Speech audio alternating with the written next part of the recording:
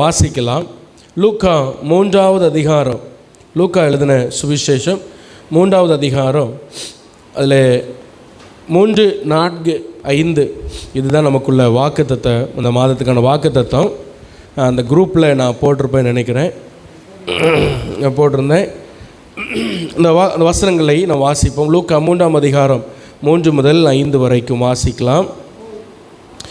அப்பொழுது கர்த்தருக்கு வழியை ஆயத்தப்படுத்துங்கள், அவருக்கு பாதைகளை செவை பண்ணுங்கள் என்றும், பள்ளங்களெல்லாம் நிரப்பப்படும், சகல மலைகளும் குன்றுகளும் தாழ்த்தப்படும், கோணலானவைகள் செவ்வையாகும், கரடானவைகள் சமமாகும் என்றும், மாம்சமான யாவரும் தேவனுடைய இரட்சிப்பை காண்பார்கள். ஹல்லேலூயா. ஸோ வாக்குத்தத்தம் பள்ளங்கள் எல்லாம் நிரப்பப்படும், சகல மலைகளும் குன்றுகளும் தாழ்த்தப்படும், கோணலானவைகள் செவ்வையாகும், கரடானவைகள் சமமாகும்.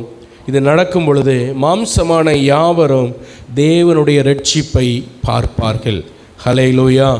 இந்த துணை செய்கிற இந்த ஆண்டில் கர்த்தர் நமக்கு இந்த 7வது மாதம் இந்த வாக்குத்தத்தத்தை எனக்கு கொடுத்து இதை இந்த வாரம் தியானிக்க வைத்து இதிலிருந்து கர்த்தர் நமக்கு ஒரு வார்த்தையை நமக்கு தந்திருக்கிறார். ஹல்லேலூயா. அந்த வசனத்தை நீங்கள் பாருங்கள். இது யோவான் ஸ்நானகன் சொல்கிற ஒரு வசனம். யோவான் ஸ்நானகன் நமக்கு தெரியும், ஏசப்பாவுக்கு அவன் ஞானஸ்தானம் கொடுத்த ஒரு நபர். அவர் இயேசுவுக்கு வழியை ஆயத்தப்படுத்தின ஒரு மனுஷன். இவர் என்ன சொல்கிறார் அப்படின்னா, அவர் பிரசங்கம் பண்ணும் பொழுது அந்த யோர்தான் நதிக்கரையில் அவர் பிரசங்கம் பண்ணுகிறார். அநேகர் அவரிடத்துல ஞானஸ்தானப்படுறாங்க. அப்போ அவர் சொல்கிறார், கர்த்தருக்கு நீங்கள் வழியை ஆயத்தப்படுத்துங்க, அவருக்கு பாதைகளை செவைப்படுத்துங்க. ஹல்லேலூயா. சொல்லுங்கள், அந்த வார்த்தையை சொல்லுங்கள். கர்த்தருக்கு வழியை ஆயத்தப்படுத்துங்க, அவருக்கு பாதைகளை என்ன பண்ணுங்க, செவை பண்ணுங்க. அப்படி செவை பண்ணும் பொழுது நம்முடைய வாழ்க்கையில் இருக்கிற பள்ளங்கள் எல்லாம் அது நிரப்பப்படும், சகல மலைகளும் அது தாழ்த்தப்படும், கோணலானது அது நேராகும், செவ்வையாகும், கரடானது அது சமமாகும் என்று இந்த வாக்குத்தத்தம் சொல்லுகிறது. எல்லாரும் ஆண்டவரை மகிமைப்படுத்தும். ஹல்லேலூயா. இந்த வசனங்கள் எத்தனை பேருக்கு புரிகிறது? ஆமென். ஹல்லேலூயா. சரி, இப்போ இந்த 4 காரியங்கள், இந்த 4மே 4 விதமான அனுபவங்கள். இந்த பள்ளங்கள், அந்த 4ஆம் வசனத்தில் பாருங்கள், பள்ளங்கள், மலைகள், கோணலானவைகள், கரடானவைகள். இது 4ம் நீங்கள் ஏதோ ஒரு ரோடு, ஏதோ ஒரு இடத்த பற்றி பேசுகிறாங்க, இல்லைன்னா ஏதோ ஒரு ஏரியாவை பற்றி யோவான் பேசுகிறார் அப்படின்னு நினைக்கக்கூடாது. இந்த 4ம் 4 விதமான அனுபவங்கள், 4 விதமான எக்ஸ்பீரியன்ஸ், அனுபவங்கள் ஒரு தேவ பிள்ளையினுடைய வாழ்க்கையில் இந்த 4ம் வரும். பள்ளங்கள் வரும், மலைகள் வரும், கோணலானவைகள் வரும், கரடானவைகள் வரும். ஆமென். ஹல்லேலூயா. இது 4ம் ஒரு தேவ பிள்ளையுடைய வாழ்க்கையில் இது வரும். இந்த 4 விதமான அனுபவங்களை நீங்கள் தாண்டாமல் நம்ம யாரும் தேவனுடைய ராஜ்யம் போக முடியாது. இந்த 4 விதமான அனுபவங்களை நம்ம ஜெயம் எடுக்காமல் நம்ம யாரும் ஆண்டவருடைய ராஜ்யம் போக முடியாது. ஹல்லேலூயா. ஸோ எல்லா தேவ பிள்ளையோட வாழ்க்கையில் நம்ம எவ்வளோ அபிஷேகம் பண்ணப்பட்டிருந்தாலும் சரி, எவ்வளவுதான் நம்ம ஆண்டவர் அறிந்திருந்தாலும் சரி, இந்த 4 அனுபவங்கள், இந்த 4 பாதைகள் நம்ம வாழ்க்கையில் வரும். நம்ம எவ்வளோ சின்ன வயதாக இருந்தாலும் சரி, பெரிய வயதாக இருந்தாலும் சரி, நம்ம ரட்சிக்கப்பட்டு கர்த்தருக்காக வாழணும் அப்படின்னு நம்ம முடிவெடுத்து கர்த்தருக்கு பாதைகளை செவைப்படுத்தி ஆண்டவருக்காக நான் ஏதாவது செய்யணுங்கிற முயற்சி எடுக்கும் பொழுது இந்த 4 காரியம் நம்ம வாழ்க்கையில் நம்ம சந்திக்காமல் இருக்கவே மாட்டோம். ஹல்லேலூயா. ஒன்று என்னது? பள்ளங்கள். இன்னொன்று என்னது? மலைகள், குன்றுகள். 3வது என்னது? கோணலானவைகள். 4வது என்னது? கரடு முரடானவைகள். ஹல்லேலூயா. சரி, இது ஏற்கனவே ஒரு சொல்லப்பட்ட ஏசாயா தீர்க்கதரிசன புஸ்தகத்தில் சொல்லப்பட்ட ஒரு தீர்க்க தரிசனத்தை தான் இவர் யோவான் பேசுகிறாரு. போகட்டும். ஆனால் இன்றைக்கி இந்த பள்ளங்கள் எல்லாம் நிரப்பப்படும் என்கிற இந்த வார்த்தையை மட்டும் நான் உங்களுக்கு போதிக்க விரும்புகிறேன். கர்த்தருக்கு சித்தமானால் அடுத்தடுத்த வாரங்களில் இந்த 4 காரியங்களும் என்ன, இதை நம்ம எப்படி ஜெயம் எடுப்பது அப்படின்னு சொல்லி நான் உங்களோடு பேச விரும்புகிறேன். கர்த்தர் இதை எங்களுக்கு தந்தார். Praise the Lord. ஹல்லேலூயா. இந்த நாளையும் நம்ம பேசணும்னா நமக்கு நேரம் ஆயிரும், நமக்கு டைம் கிடையாது. இந்த ஒன்று பேசுகிறதுக்கே பள்ளங்களெல்லாம் நிரப்பப்படும், இதை ஒன்றை பேசுவதற்கு சரியாக நேரம் இருக்கும்னு நினைக்கிறேன். இதை குறித்து மட்டும் ஆண்டவர் வார்த்தை தந்தார். கர்த்தர் சித்தமானால் அடுத்தடுத்து வருகிற வாரங்களில் இந்த 4 காரியங்களையும் நம்ம படிக்க போகிறோம். இந்த மாதம் இந்த வாக்குத்தத்தத்தை நம்ம சுதந்திரிக்க போகிறோம். எல்லாரும் ஆண்டவரை மகிமைப்படுத்துவோம். அல்லேலூயா, அல்லேலூயா. சரி, அப்போ நான் ஏற்கனவே சொன்னேன், பள்ளங்கள் கரடு முரடானவைகள் கோணலானவைகள் சொன்னால் ஏதோ ஒரு இடத்தை பற்றி யோவான் பேசலை. அவர் ஒரு தேவ பிள்ளை சந்திக்கிற ஒரு அனுபவத்தை பேசுகிறார், எக்ஸ்பீரியன்ஸை பேசுகிறார். Price the Lord. சரி, இப்போது இந்த பள்ளங்கள் அப்படின்னு சொன்னால் பைபிளில் நம்ம பள்ளம் அப்படின்னா நம்ம என்ன நினைக்கிறோன்னா, இந்த எங்கேயாவது குழி தோண்டி வச்சுருந்தா அது என்னது? பள்ளம். இந்த ரோட்டில் ஏதாவது குழி தோண்டி வச்சுருந்தா என்ன தோண்டி வச்சுருக்கிறானுங்க? பள்ளம் தோண்டி வச்சுருக்கிறானுங்க அப்படின்னு நம்ம சொல்லுவோம். ஆனால் இந்த இடத்துல சொல்லப்பட்ட பள்ளம், அதில் வந்து என்ன சொல்கிறது, தமிழில் பள்ளம்னு மொழிபெயர்த்துருக்கிறாங்க. அது உண்மையான மொழிபெயர்ப்பு, கரெக்டான அதோடைய இது என்னென்னா பள்ளத்தாக்கு. என்ன சொல்லுங்கள், சத்தமாக சொல்லுங்கள் எல்லாரும். பள்ளத்தாக்கு. பள்ளத்தாக்குன்னா உங்களுக்கு எல்லாருக்கும் தெரியும்னு நினைக்கிறேன். இதில் நீங்கள் பார்க்குறீங்க பள்ளத்தாக்கு. இந்த பள்ளத்தாக்குன்னு சொன்னால் இதில் நீங்கள் பார்க்குறீங்க, முதல் பிக்சரில் நீங்கள் பாருங்கள், 2 மலைகள் இருக்குது, 2 பெரிய மலைகள் இருக்கிறது. அதுக்கு நடுவில் ஒரு சின்ன ஒரு பாதை மாதிரி இருக்குது. அதில் என்ன ஓடுது? ஒரு நதி ஓடுது. 2 மலைகள் நடுவில் இருக்கிற ஒரு பாதை தான் பள்ளத்தாக்கு. அல்லேலூயா. பள்ளத்தாக்குன்னா என்னது? 2 பக்கமும் மலைகள் இருக்கும், உயர்ந்தமான இடங்கள் இருக்கும். அதுக்கு நடுவில் ஒரு சின்ன பாதை மாதிரி இல்லைன்னா ஒரு நதி ஓடுது, அதுதான் பள்ளத்தாக்கு. பைபிளில் வேறு ஒரு பள்ளத்தாக்கும் சொல்லப்பட்டிருக்கிறது. அது நீங்கள் இந்த வலது பக்கம் பார்க்குறீங்க. நீங்கள் பாருங்கள், நேராக அந்த ஆப்போசிட்டில் அந்த பக்கம் பார்க்குறீங்க, ஒரு மலை இருக்கிறது. இந்த பக்கம் மலையிலேருந்து ஃபோட்டோ எடுத்துருக்குறாங்க. நடுவில் பாருங்கள் எவ்வளோ பெரிய இடம் இருக்குது பாருங்கள். இந்த முதல் பிக்சரில் கொஞ்சம் ஏரியா தான் இருக்குது. ஆனால் 2வது படத்தில் நீங்கள் பாருங்கள், ஒரு பெரிய இடம் இருக்குது, மிகப்பெரிய ஒரு ஊர் இல்லைன்னா ஒரு பெரிய ஒரு பட்டணமே அந்த இடத்துல இருக்கலாம். அந்த அளவுக்கு ஒரு பெரிய பள்ளத்தாக்கு அந்த இடத்துல இருக்கிறது. அல்லேலூயா. இதுவும் பள்ளத்தாக்கு தான். இது முதல்ல நம்ம பார்த்தோம்ல, முதல் பிக்சரில் கொஞ்சம் சின்ன இடத்துல தண்ணி ஓடிச்சு, அதுவும் பள்ளத்தாக்கு தான். அந்த பெரிய ஒரு ஏரியா மாதிரி இருக்குது பாருங்கள், ஒரு பெரிய ஊர் மாதிரி, அதுவும் பள்ளத்தாக்கு தான். 2 மலைகளுக்கு நடுவில் என்ன இருக்கிறதோ அந்த ஏரியாவாக இருந்தாலும் சரி, அது ஒரு பாதையானாலும் சரி, நதி ஆனாலும் சரி, அதை என்ன சொல்லுவாங்க? பள்ளத்தாக்குன்னு சொல்லுவாங்க. அல்லேலூயா. இந்த மாதிரிப்பட்ட அனுபவம் யோவான் பேசுகிறார். பள்ளத்தாக்கின் அனுபவத்தை அவர் பேசுகிறார். பள்ளத்தாக்கு என்று சொல்லும் பொழுது என்ன, அது என்னதான் அது பள்ளத்தாக்கு அப்படின்னு நம்ம கவனிக்க போகிறோம். Praise the Lord. அல்லேலூயா. சரி, பைபிளில் இந்த பள்ளத்தாக்குனா என்ன சொல்லப்பட்டிருக்கிறது? பள்ளத்தாக்குனா என்ன, எதுக்கு ஒரு பள்ளங்கள் எல்லாம் நிரப்பப்படும் அப்படின்னு ஆண்டவர் சொல்கிறாரு. அப்படின்னு அது என்னது? என் வாழ்க்கையில் இந்த பள்ளத்தாக்குனா என்ன அப்படின்னு நம்ம பள்ளத்தாக்கு நம்ம வாழ்க்கையில் வருமா அப்படின்னு சொல்லும் பொழுது, இந்த பள்ளத்தாக்குன்னு சொல்லும்போது சவாலான காரியங்கள், சவாலான நேரங்கள். Price the Lord. அல்லேலூயா. கவனிக்கிறீங்களா? கவனிக்கிறவங்களும் அல்லேலூயா சொல்லுங்கள். ஒரு சவாலான சூழ்நிலை, அதாவது அந்த பக்கம் என்ன நடக்குன்னு தெரியாது, இந்த பக்கம் என்ன நடக்குன்னு தெரியாது. நம்ம வாழ்க்கை இந்த முடிவு எப்படி இருக்கும்னு தெரியாது. ஒரு நம்பிக்கை இல்லாத, எந்த பக்கமும் வழி தெரியாத ஒரு பாதை தான் இந்த பள்ளத்தாக்கு. இன்னும் சொல்லப்போனால் ரொம்ப கடினமான, நம்ம நடப்பதுக்கு ரொம்ப கஷ்டமான, நம்ம தாண்டுவதற்கு ரொம்ப சிரமப்பட்டு நம்ம முயற்சி எடுக்கிற ஒரு பாதை இந்த பள்ளத்தாக்கு. இது எல்லா தேவ பிள்ளையுடைய வாழ்க்கையிலும் இது வரும். எல்லாரும் ஆண்டவர் மகிமைப்படுத்தும். ஹல்லேலூயா. நல்ல ஜோமன்னா நல்ல ஆவியில் வளர்ந்தா இது வராதா பாஸ்டர் அப்படின்னு கேட்க முடியாது.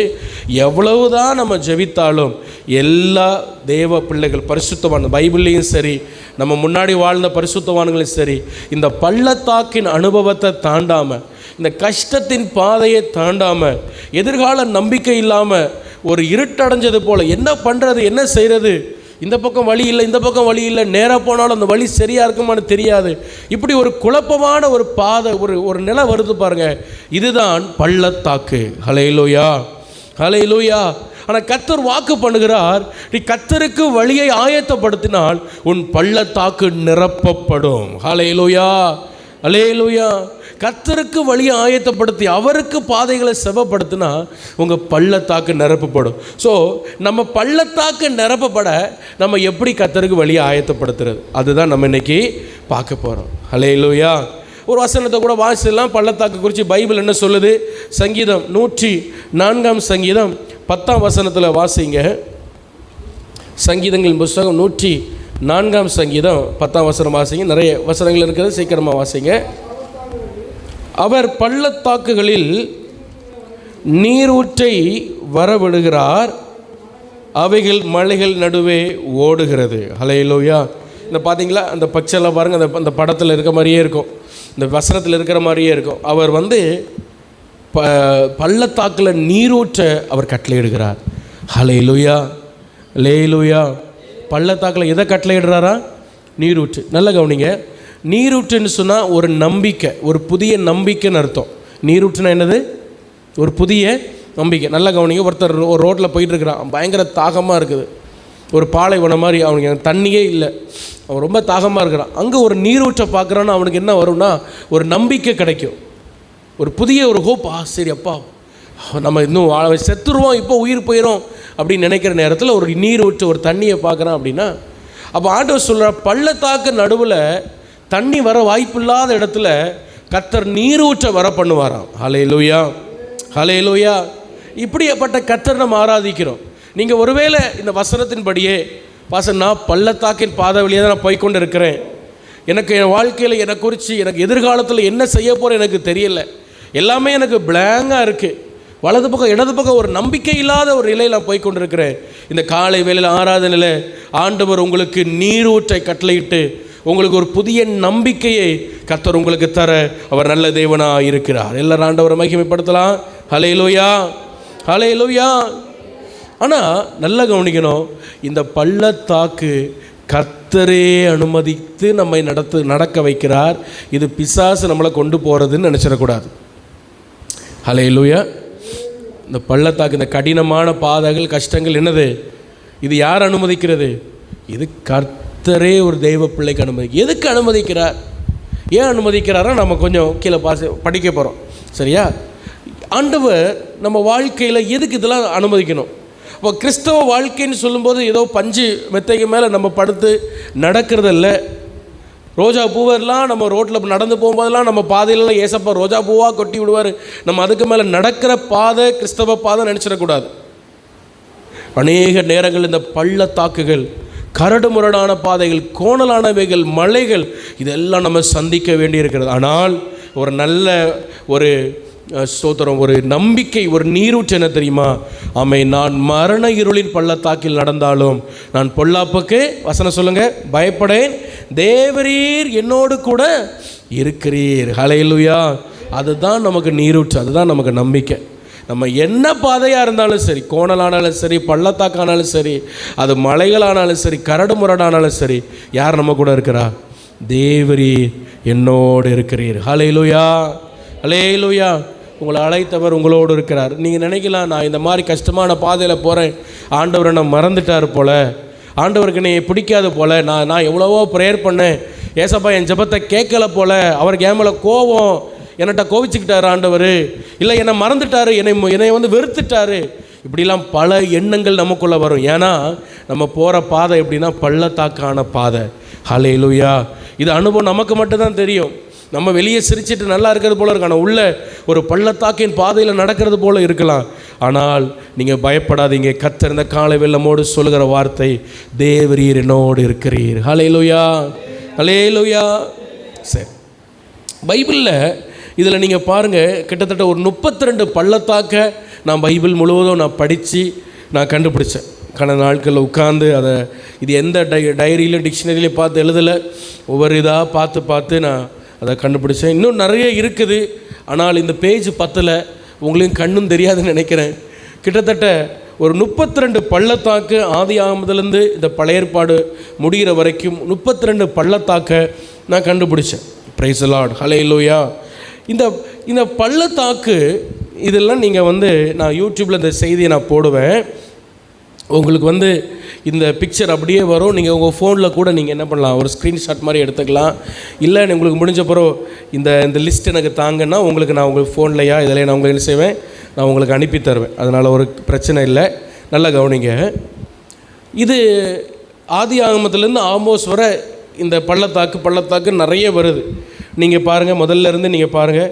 சீத்தீம் பள்ளத்தாக்கு, சாவை பள்ளத்தாக்கு, கேரார் பள்ளத்தாக்கு, இன்னொன்று நீங்கள் 12ஆம் பார்த்தீங்கன்னா லீபனோன் பள்ளத்தாக்கு, 15 பார்த்தீங்கன்னா கிபியாவின் பள்ளத்தாக்கு, அப்படியே நீங்கள் செபோயிம் பள்ளத்தாக்கு, உப்பு பள்ளத்தாக்கு, மரண இருள் பள்ளத்தாக்கு, ஸ்தோத்திரம், சுக்கோத் பள்ளத்தாக்கு, அழுகையின் பள்ளத்தாக்கு, இப்படி நிறைய பள்ளத்தாக்கு இருக்குது.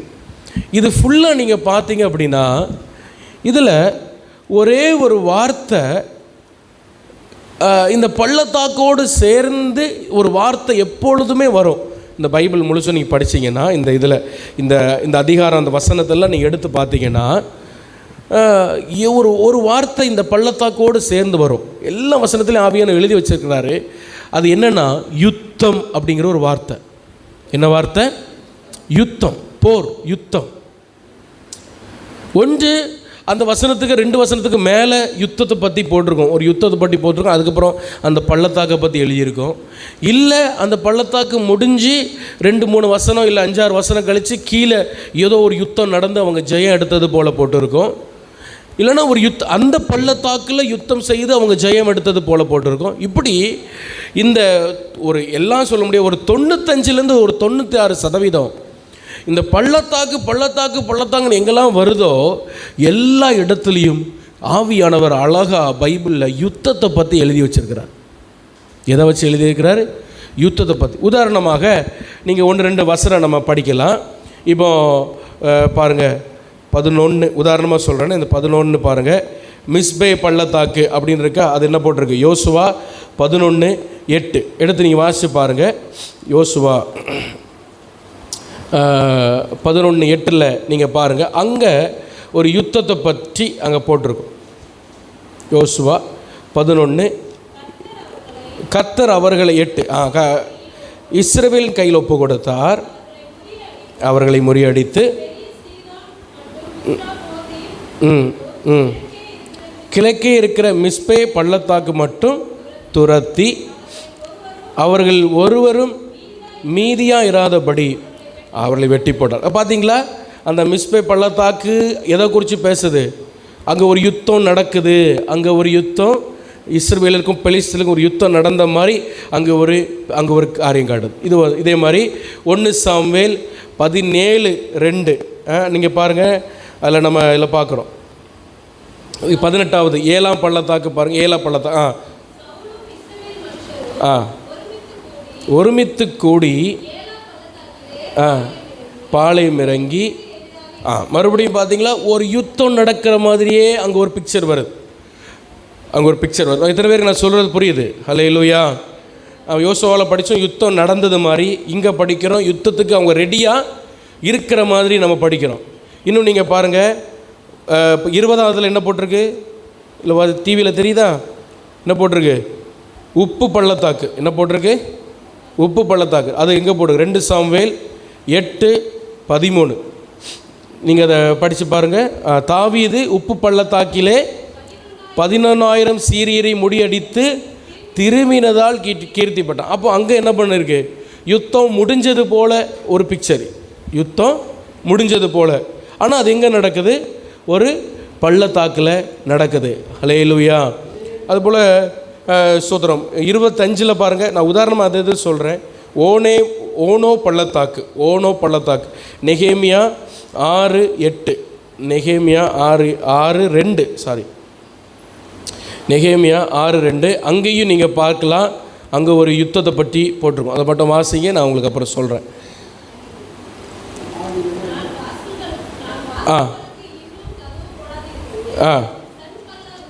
சன்பலாத்தும் கேஷேமும் ஆள் அனுப்பி நாம் ஓனோ பள்ளத்தாக்கில் இருக்கிற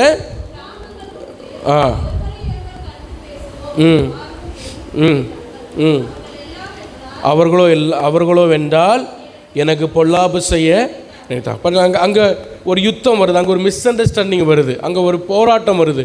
ஒரு மனுஷனோடு கூட ஒரு இன்னும் அந்த சன்பலாத்து தொபியான்னு சொல்கிறவங்களாம் ஒரு வித்தியாசமான ஒரு அசுத்தாவிகளை கொண்டவர்கள், இவர்களோடு ஒரு யுத்தம் வருது. அப்போது இந்த பள்ளத்தாக்கின் பாதையில் நல்ல கவனிங்க, ஆண்டவர் உங்களை நடத்தி கொண்டு போனால் இந்த வேத வசனத்தின்படி நீங்கள் என்ன சந்திப்பீங்கன்னா ஒரு ஆவிக்குரிய யுத்தத்தை நீங்கள் சந்திப்பீங்க.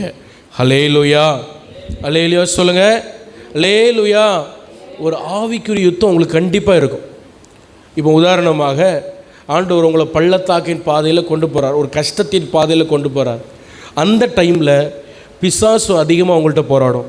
நீங்கள் உபவாசம் பண்ணோன்னு நினைக்கிறீங்க, நான் உபவாசம் பண்ணி ஜோம் பண்ணோம், நான் உபவாசம் பண்ணோம் அப்படின்னு நினைக்கிறீங்க. அப்போ ஒரு பள்ளத்தாக்கின் பாதையில் நடக்கிற மொழி தான் இருக்கும் அந்த உபவாச நாட்கள். ஏன்னா அந்த நாட்களில் அதிகமாக பிசாசு உங்களோடு போராடுவான். உங்களோடு எப்பொழுதுமே ஒரு போராட்டம் இருந்துகிட்டே, ஒரு பிரச்சனை உங்கள்கிட்ட போராடிக்கிட்டே இருக்கும் ஏதோ ஒன்று. ஹல்லேலூயா. எத்தனை பேர் அதை அனுபவிச்சிருக்கீங்க? எத்தனை பேர் அதை உணர்ந்திருக்கிறீங்க? உங்கள் இது வரைக்கும் இல்லாத ஒரு குழப்பம் மாதிரி, ஒரு பிரச்சனை மாதிரி, என்ன செஞ்சாலும் ஒரு போராட்டம். பிசாசு என்ன செஞ்சுட்டு இருப்பான்? போராடி கொண்டே இருப்பான். பள்ளத்தாக்கில் இருக்கிற ஒரு நடக்கிற பாதையில் ஒரு தேவ பிள்ளை என்ன சந்திப்பாங்க சொன்ன? ஆவிக்குரிய யுத்தத்தை சந்திப்பீங்க. மனுஷனோட மாம்சத்தோடு இரத்தத்தோடு அல்ல. எபேசியரில் நான் வாசிக்கிறோம்ல, மாம்சத்தோடும் இரத்தத்தோடும் அல்ல. வாசிங்க எபேசியர் 6:12. மாம்சத்தோடு இரத்தத்தோடும் அல்ல, துரைத்தனங்களோடும் அதிகாரங்களோடும் இப்பிரபஞ்சத்தின் அந்தகார லோகாதிபதிகளோடும் வான மண்டலத்தில் உள்ள பொல்லாதாவின் சேனைகளோடு நமக்கு என்ன உண்டு? போராட்டம் உண்டு, யுத்தம் உண்டு. ஹல்லேலூயா, ஹல்லேலூயா.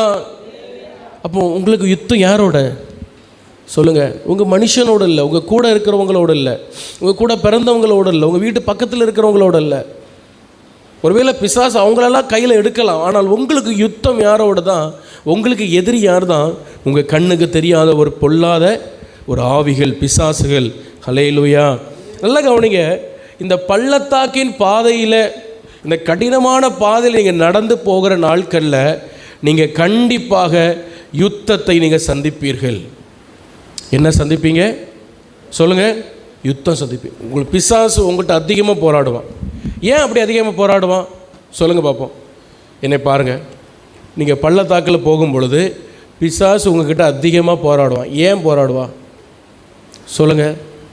ஏன்னா அந்த பள்ளத்தாக்கில் தான் அதிகமாக நீங்கள் தேவன் உங்களை மறந்துட்டார், இல்லை ஆண்டவர் என்னை கைவிட்டார், நீங்கள் உங்களை நினைக்கிற அந்த நினைப்பு உங்களுக்கு அதிகமாக வரும். ஹல்லேலூயா.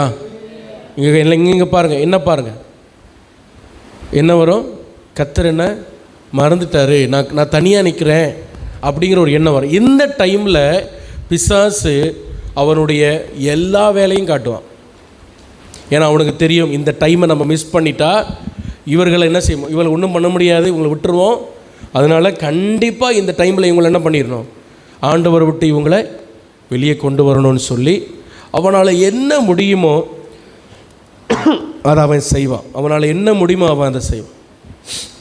அதிகமாக நீங்கள் ஆவிக்குரிய யுத்தம் செய்கிற மாதிரி தான் இருக்கும் இந்த பள்ளத்தாக்கில் போகும்போது. நல்லா கவனிங்க, ஒருவேளை இந்த வசனத்தை நான் பேசிக்கொண்டு இருக்கும் பொழுதே நீங்கள் இங்கே இருக்கிற ஒரு சிலர் அப்படிப்பட்ட அந்த பள்ளத்தாக்கின் அனுபவங்கள் வழியாக நீங்கள் போய்கொண்டு இருக்கலாம். நீங்கள் சோர்ந்து போகக்கூடாது. இந்த பொல்லாத ஆவிகளை யுத்தம் பண்ணி நீங்கள் ஜெயம் எடுக்கிற ஞானத்தையும் பொறுமையும் தாழ்மையும் கிருபையும் நீங்கள் ஆண்டவர்கிட்ட கேட்டுக்கொண்டே இருக்கணும். எல்லாரும் ஆண்டவரை மகிமைப்படுத்தும். ஹல்லேலூயா, ஹல்லேலூயா. ஆண்டவர்கிட்ட அதிகமாக கேட்கணும், ஏசப்பா எனக்கு பொறுமை தாங்க, எனக்கு ஞானம் தாங்க, இந்த பொல்லாத ஆவிகளை ஜெயம் எடுக்க எனக்கு கிருபை தாங்க, எனக்கு நல்ல ஜெபிக்க கிருபை தாங்க. இன்னும் சொல்லப்போனால் இந்த பள்ளத்தாக்கின் அனுபவத்தில் நடக்கும் பொழுது உங்களை ஜெபிக்க கூட சில நேரம் பிசாசு விட மாட்டான். ஜெபிக்க போய் உட்கார்ந்தாலே பல சோர்வுகளை கொண்டு வருவான், உங்களுக்குள்ளே டிப்ரெஷனை, மன அழுத்தங்களை கொண்டு வருவான். இதெல்லாம் இந்த பள்ளத்தாக்கின் அனுபவங்கள். ஹல்லேலூயா. ஆனால் அதுக்காக நீங்கள் சோர்ந்து போயிடக்கூடாது, அதுக்காக விட்டுறக்கூடாது. நீங்கள் தொடர்ந்து போராடணும், தொடர்ந்து ஜெயம் எடுக்கணும். கர்த்தர் உங்களோடு இருக்கிறார். ஹல்லேலூயா. நான் செய்தி ஆரம்பத்தில் சொன்னது போல், நான் பள்ளத்தாக்கில் நடந்தாலும் கர்த்தரனோடு கூட இருக்கிறீர். ஹல்லேலூயா, ஹல்லேலூயா. ஆமாம், நிறைய பேர் இந்த பள்ளத்தாக்கின் அனுபவம் வரும்பொழுது என்ன பண்ணுவாங்கன்னா, சோர்ந்து போய் பாவம் செய்ய ஆரம்பிச்சிருவாங்க. அப்படியே ஆண்டவர் விட்டு வழி விலகி தங்களை பாவத்துக்கு விட்டு போடுவார்கள், இல்லை உலகத்திற்கு விட்டு போடுவார். நீங்கள் இந்த இதில் பாருங்கள், இந்த லிஸ்ட்டில் பாருங்கள், 23 என்ன போட்டிருக்கு? இன்னும் குமாரனின் பள்ளத்தாக்கு அப்படி போட்டிருக்கா? கண்ணு தெரியுதா? தெரியலையா? இதுக்கு மேலே எங்கே ஜூம் பண்ணுறது? 23 இன்னும் குமாரனின் பள்ளத்தாக்கு அப்படின்னு போட்டிருக்கா. அதை எடுத்து வாசிங்க. அங்கே என்ன நடந்தது? 2 நாளாகமம் 33:6. அங்கே என்ன நடந்தது? அந்த இன்னும் குமாரின் பள்ளத்தாக்கில் உண்மையாக ஆண்டவருக்கு இருந்தாங்களா அப்படின்னு பார்க்க போகிறோம். 2 நாளாகமம் 33:6.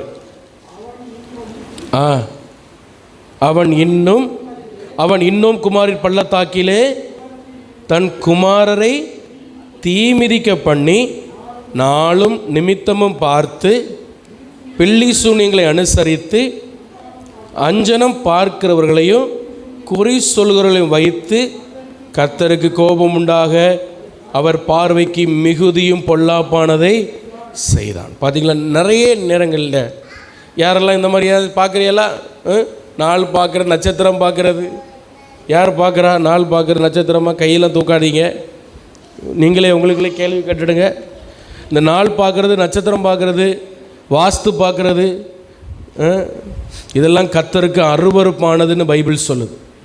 கர்த்தர் இதில் கோபப்படுகிறார். கர்த்தரை கோபப்படுத்துகிறோம். ஏன்னா கர்த்தர் இருக்க வேண்டிய இடத்துல ஏதோ ஒரு நட்சத்திரத்தையும் ஒரு சூரியனையும் ஏதோ ஒரு யாரோ ஒருத்தர் எழுதி வைத்த ஜாதகத்தையும் ஜோசியத்தையும் பார்த்து வைத்து கொண்டு, பிரைஸ் தி லார்ட், ஹல்லேலூயா, இந்த நாள் பார்க்குறது, நட்சத்திரம் பார்க்குறது எல்லாம் கர்த்தரை கோபப்படுத்தினது. பைபிளில் வாசிச்சிங்க, இப்போ தான் வாசிச்சிங்க. கர்த்தரை கோபப்படுத்தினது. ஆண்டவரை கோபப்படுத்தின தாங்குமா? யோசிச்சு பாருங்க. ஹல்லேலூயா, ஹல்லேலூயா. ஒருவேளை நாங்கள் சில நேரங்களில் நீங்கள் சில நாள் பார்க்குறதெல்லாம் பார்த்து நாங்கள் பொறுமையாக போயிடலாம். ஆனால் கர்த்தர் கோபப்பட்டா, ஹல்லேலூயா, ஹல்லேலூயா. சில பேர் ரட்சிக்கப்பட்டு சபைக்கு ஆண்டவர் இன்னும் ஆராதிச்சாலும் ஜோசியம் பார்க்குறத விட மாட்டாங்க. ஏதாவது ஒரு பிரச்சனை வந்தால் தூக்கிட்டு போயிடுவாங்க. ஒரு டைரியில் எழுதி வச்சுருப்பாங்க ஒரு ஜோசியம், அவங்களுக்குன்னு லெட்ரு. அதை கொண்டுட்டு போயிடுவாங்க எங்கேயாவது. ஐயா பார்த்து சொல்லுங்கள் என்ன நடக்கும். அந்த ஜோசியம் பார்க்குற நேரத்தில் உட்காந்து பைபிள் படித்தா ஆண்டவர் உங்களோடு பேசுவார்ல. இந்த மாதிரி தான் ஒரு அம்மா சர்ச்சுக்கு வந்துக்கிட்டே இருப்பாங்களாம். நல்லா ஜெபம் பண்ணுவாங்களாம், நல்லா ஜெபம் பண்ணுவாங்க. ஆனால் அந்த அம்மாவுக்கு ஒரு பிரச்சனை, சரீரத்தில் ஒரு பலவீனம் மாறவே இல்லை. சரீரத்தில் ஒரு பலவீனம் மாறவே இல்லை. எவ்வளவு ஜெபம் பண்ணாலும் அந்த நேரம் மாறின மாதிரி இருக்கும், மறுபடியும் அது வரும். என்ன அப்படின்னு ஒரு நாள் அந்த ஒரு ஊழியக்காரர் அவங்க வீட்டுக்கு போய் அவங்க வீட்டில் போய் பேசினாரா. பேசும்பொழுது ஆண்டவர் வெளிப்படுத்தினாராம்.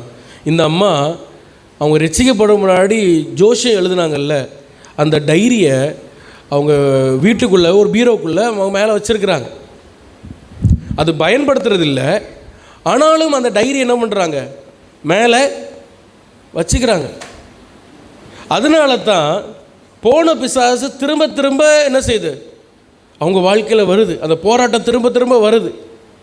அவங்களால முழுமையாக ஒரு விடுதலை பெற முடியல. காரணம் என்னென்னா, வீட்டுக்குள்ளே என்ன இருக்குது, யாருக்கு வீட்டுக்குள்ளே அப்படி இருக்கா? யூஸ் பண்ணுறதில்ல பாஸ்டர், பரனுக்கு மேலே போட்டிருக்கோம், பரனுக்கு மேலே கடந்தாலும் அதை எடுத்து தூர போட்டு அதை எரிச்சிடணும், அது வேண்டாம். ஹல்லேலூயா, லேலூயா.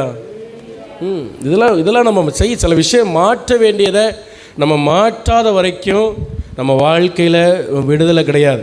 சும்மா சபைக்கு வரும், ஐயா கை வச்சிடும், எல்லாம் மாறிடாது. நான் மட்டும் இல்லை, உலகத்தில் எவ்வளோ பெரிய ஊழியக்காரவங்க கை வச்சாரும் சரி தான், நீங்கள் சில விஷயத்தை உங்கள் வாழ்க்கையிலேருந்து மாற்றாத வரைக்கும். சிலவங்க பாருங்கள், ரசிக்கப்பட்டிருப்பாங்க, இன்னும் வீட்டுக்குள்ளே அப்பா ஃபோட்டோவே அம்மா ஃபோட்டோவே இல்லைன்னா தாத்தா ஃபோட்டோவே வச்சு அதில் 2 குங்குமத்தை பூசி அதில் விளக்கு ஊற்றி எப்பவுமே தாத்தாவை கும்பிட்டுக்கிட்டது போய். அப்படி எது நடக்குதா? தாத்தாவை கும்பிடுறது, பாட்டியை கும்பிடுறது,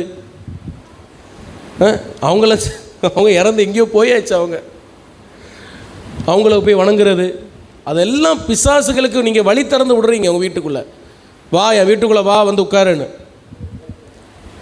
ஹல்லேலூயா, ஹல்லேலூயா சொல்லுங்கள். ஹல்லேலூயா.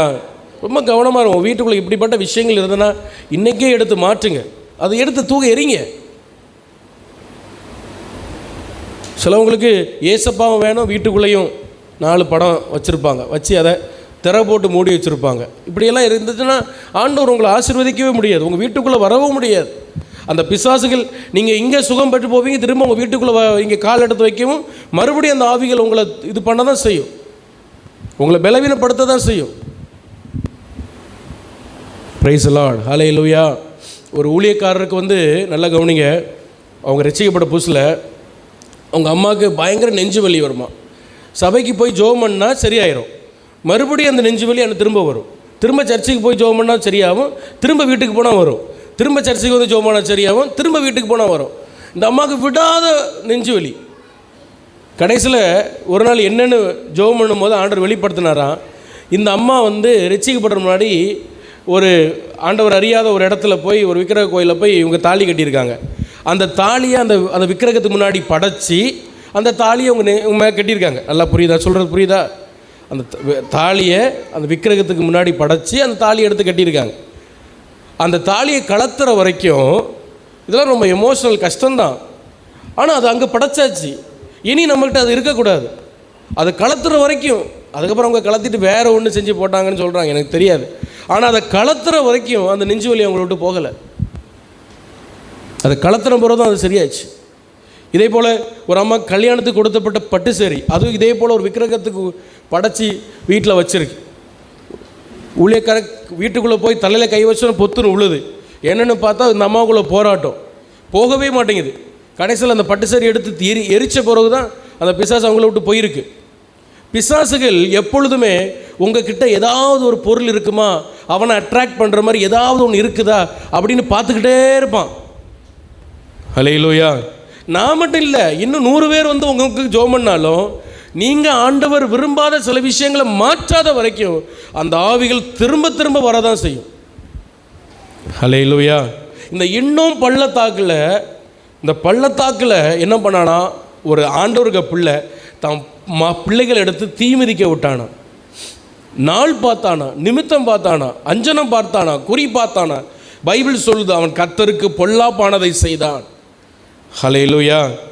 இன்றைக்கி வீட்டுக்கு போங்க, ஆண்டவருக்கு பிரியமில்லாத ஏதாவது கிடக்குதா, உள்ள ஃபோட்டோ கீட்டா டைரி என்னதே இருந்தாலும் பார்த்து ஜெபம் பண்ணி என்ன பண்ணுங்க, அதை எடுத்து ஒரு அப்புறப்படுத்துங்க. கர்த்தர் உங்கள் வீட்டை ஆசீர்வதிப்பார். ஹல்லேலூயா. நிறைய நேரங்களில் உங்கள் ஆசீர்வாதத்துக்கு தடை அதுவாக கூட இருக்கலாம். உங்கள் குடும்பத்தை ஆசீர்வதிக்க, உங்கள் வீட்டை ஆசீர்வதிக்கிறதுக்கு, ஆண்டவர் உங்கள் வீட்டுக்குள்ளே உலாவாமல் இருக்கிறதுக்கு அது கூட ஒரு தடையாக இருக்கலாம். ஆண்டவர் உங்கள்கிட்ட பல நாளாக பேசிக்கிட்டே இருக்கலாம், ஆனால் உங்களுக்கு அதை எடுத்து போட மனசு இல்லாமல் இருக்கலாம். Price the Lord, hallelujah. So அந்த மாதிரிப்பட்ட விஷயங்கள் ரொம்ப கவனமாக இருக்கணும். பிசாசை அட்ராக்ட் பண்ணுற, அவனை ஈர்க்கிற எந்த ஒரு விஷயமும் நம்ம வீட்டுக்குள்ளே இருக்கவே கூடாது. ஹல்லேலூயா. இங்கே நல்லா ஜெபம் பண்ணுவீங்க, நல்ல ஆவியில் நிரம்பி ஜெபம் பண்ணுவீங்க. வீட்டில் உட்காந்து 24 மணி நேரம் சீரியல் பார்த்துட்டு ஃபோனில் கண்ட பாட்டையும் சினிமா பாட்டையும் உட்காந்து கேட்டுக்கிட்டு இருந்தோன்னா அவன் தானாக உள்ள வருவான். நீங்கள் லெட்டர்லாம் அவனுக்கு போடண்டா. பிசாசுக்கு இங்கே வீட்டுக்கு வா, ராமதண்டத்தில் இங்கே தான் இந்த தெருவில் நான் இருக்கேன்னு அவனுக்கு லெட்டர்லாம் ஒன்றும் போடண்டான். அவன் உங்களுக்கு கரெக்டாக தெரிஞ்சு வீட்டுக்குள்ளே வா. ஏன்னா வெளியே தானே நிற்பான், வெளியே தானே நிற்கிறான், எப்போ உள்ளே வரலான்னு பைபிளில் தானே சொல்லுது. கெட்சிக்கிற சிங்கத்தை போல தெரிந்து கொள்ளப்பட்டவர்களை வஞ்சிக்கலாம் அப்படின்னு சுற்றி வர்றான். நீங்கள் ஒரு வழியை அவனுக்கு திறக்கிறீங்க. அவனுக்கு பிடிச்ச ஒரு விஷயத்தை, அவனுக்கு பிடிச்ச ஒரு காரியத்தை உங்கள் வீட்டுக்குள்ளே நீங்கள் செய்யும் பொழுது அவனை அழைக்காமலே அந்த வீட்டுக்குள்ளே அவன் அவன் வேலையை அவன் காட்ட தான் செய்வான். பலவீனம் வரும், வியாதி வரும், போராட்டம் வரும். இங்கே கொஞ்சம் ஜெபம் பண்ணோன்னு எனக்கு சமாதானம் இருக்கிற மாதிரி இருக்குது, வீட்டுக்கு போனோன்னு மறுபடியும் அந்த பிரச்சனைனா உங்கள் வீட்டுக்குள்ள சம்திங் இருக்குது, ஆண்டவருக்கு பிரியமில்லாத ஏதோ ஒன்று இல்லை உள்ளே இருக்குது. அதை என்னென்னு பார்த்து அதை எடுத்து அப்புறப்படுத்துங்க. கர்த்தர் உங்கள் வீட்டை ஆசீர்வதிப்பார், உங்கள் குடும்பங்களை ஆசீர்வதிப்பார். ஹல்லேலூயா. அப்போ இந்த இன்னும் பள்ளத்தாக்கில் அதுதான் நடந்தது. பிரைஸ் தி லார்ட், ஹல்லேலூயா. அதை என்ன நடந்தது பாருங்கள். அந்த 2 நாளாகமம் 33 நம்ம படித்தோம். அந்த இன்னும் குமாரரின் பள்ளத்தாக்கில் 6ஆம் வசனம் நம்ம படித்தோம், அப்படி தானே? கீழே நீங்கள் பாருங்கள் என்ன நடந்தது. 11ஆம் வசனம், அதாவது ஆமாம் 33:11 வாசிங்க. 2 நாளாகமம் 33:11. கர்த்தர் அசிரிய ராஜாவின் சேனாபதிகளை அவர்கள் மேல் வரப்பண்ணினான். அவர்கள் மனாசையை முட்செடிகளில் பிடித்து 2 வெண்கல சங்கிலியினால் அவனை கட்டி பாபிலோனு கொண்டு போனாங்க. பார்த்தீங்களா, இந்த பள்ளத்தாக்கில் ஜெயம் எடுக்க முடியாதவன் கண்டிப்பாக வாழ்க்கையில் ஒரு மிகப்பெரிய தோல்வியை சந்திப்பான். ஆனால் இந்த பள்ளத்தாக்கில் நீங்கள் ஜெயம் எடுத்துட்டீங்க, பள்ளத்தாக்கின் அனுபவம் உங்கள் வாழ்க்கையில் வரும்பொழுது நீங்கள் ஜெயம் எடுத்துட்டீங்கன்னா கண்டிப்பாக கர்த்தர் உங்களை ஆசீர்வதிப்பார். ஹல்லேலூயா. சரி, எப்படி ஜெயம் எடுக்கலாம், என்ன பண்ணலாம் அப்படின்னு நீங்கள் பார்த்தீங்கன்னா 2 ராஜாக்களின் புஸ்தகம் 3ஆம் அதிகாரம் 17ஆம் வசனம் வாசிங்க. 2 ராஜாக்கள் 3ஆம் அதிகாரம் 17ஆம் வசனம். நீங்கள் காற்றையும் காண மாட்டீர்கள், மழையையும் காண மாட்டீர்கள், ஆனாலும் நீங்களும் உங்கள் ஆடு மாடுகளும் உங்கள் மிருக ஜீவன்களும் குடிக்கும்படிக்கு இந்த பள்ளத்தாக்கு எங்கும் தண்ணீரால் நிரப்பப்படும். எல்லாரும் ஆண்டவரை மகிமைப்படுத்தும். ஹல்லேலூயா, ஹல்லேலூயா. அப்போ ஜெயம் எடுக்கணும்னா பள்ளத்தாக்கில் நீங்கள் அந்த 2 ராஜாக்கள் 3ஆம் அதிகாரத்தை நீங்கள் வீட்டில் போய் படித்து பாருங்கள். யோசபாத்துக்கு விரோதமாக 4 ராஜாக்கள் வர்றாங்க. 3 ராஜாக்கள் வராங்க. எத்தனை ராஜாக்கள் வராங்க? 3 ராஜாக்கள் வராங்க. யோசபாத் ரொம்ப பயப்படுறாரு, ஆண்டவர்கிட்ட ஜெபம் பண்ணுறாரு. எலிசா அப்போ ஒரு வார்த்தையை சொல்கிறாரு. அந்த வார்த்தையின்படி அவங்க செய்கிறாங்க. அங்கே என்ன நடக்குது அப்படின்னா, ஆண்டவர் பள்ளத்தாக்கில் தண்ணீரால் நிரப்பிட்டார். பள்ளத்தாக்கு எப்படி நிரப்பினார்? தண்ணீரால் நிரப்பினார். அந்த ராஜாக்கள் வந்து பார்க்குறாங்க. பார்த்துட்டு யுத்தம் முடிஞ்சிட்டு, ஏன்னா அது அந்த தண்ணி வந்து ஏதோமிலிருந்து வந்த தண்ணி பார்க்க சிகப்பு கலரில் இருந்ததுனால சூரிய வெளிச்சம் பட்டோன்னே சிவப்பு கலரில் இருந்தது. பாருங்கள், சிவப்பாக இருந்தோன்னே ரத்தம்னு நினச்சிட்டாங்க தூரத்துலேருந்து பார்க்கும்போது. யுத்தம் முடிஞ்சிட்டு எல்லாரும் ரத்தம் சிந்தி கிடக்கிறாங்க. நம்ம இனி போய் ஜெயம் எடுக்கலாம், இல்லைன்னா கொள்ளையிடலான்னு போய் உள்ளே போய் அந்த ராஜாக்கள் வீழ்த்தப்பட்டாங்க. யோசபாத்துக்கு ஒரு ஜெயம் கிடச்சிது. ஹல்லேலூயா. ஸோ இதெல்லாம் எப்படி நடந்ததுன்னா, இந்த பள்ளத்தாக்கில் தண்ணீரால் நிரம்பிச்சு. ஹல்லேலூயா. இந்த பள்ளத்தாக்கு தண்ணீரால் நிரம்பிச்சு. இந்த தண்ணீர் எதற்கு அடையாளமாக இருக்கிறது சொன்னால், பரிசுத்த ஆவியானவருக்கு அடையாளமாக இருக்கிறது. எல்லாரும் ஆண்டவரை மகிமைப்படுத்தும். ஹல்லேலூயா. தண்ணி எதற்கு அடையாளமாக இருக்குது சொல்லுங்க? பரிசுத்த ஆவியானவர் நிறைவு. நல்ல கவனிங்க. நீங்கள் எப்படிப்பட்ட பள்ளத்தாக்கு வழியாக நீங்கள் போய்கொண்டிருக்கலாம்,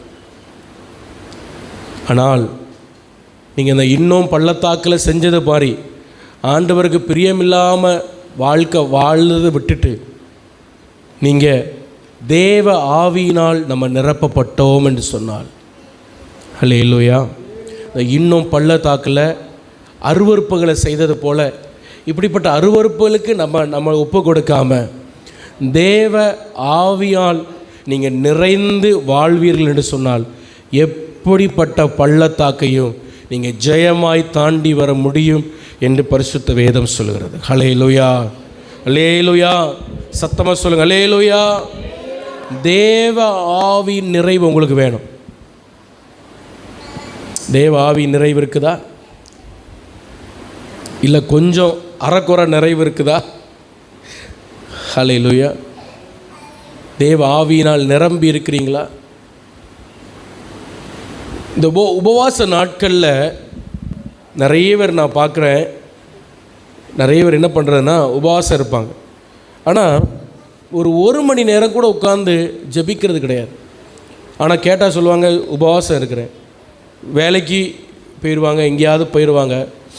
நீங்கள் போங்க, தப்புன்னு சொல்ல. ஆனால் நான் என்ன சொல்கிறேன்னா, நீங்கள் உபவாசிக்க நாட்களில் அந்த நேரத்தில், இப்போ இரவு வந்து உபவாசிக்கிறீங்க அப்படின்னா உங்கள் வேலையெல்லாம் கொஞ்சம் குறைச்சிருங்க. ஜெபத்தில் நீங்கள் உட்காரணும். நீங்கள் தேவ ஆவியால் நிரப்ப, இல்லைன்னா உங்கள் சரீரம் கெட்டு போயிடுங்க. சரீரம் கெட்டு போயிடும். உபவாசத்தில் பல விதங்கள் இருக்குது. இப்போ தானியேல் பார்த்தீங்கன்னா, அவர் நான்வெஜ்ஜு சாப்பிடாமல் உபவாசம் பண்ணார். இயேசு தண்ணீர் குடித்து 40 நாள் உணவு மட்டும் சாப்பிட்டு உபவாசம் பண்ணார்.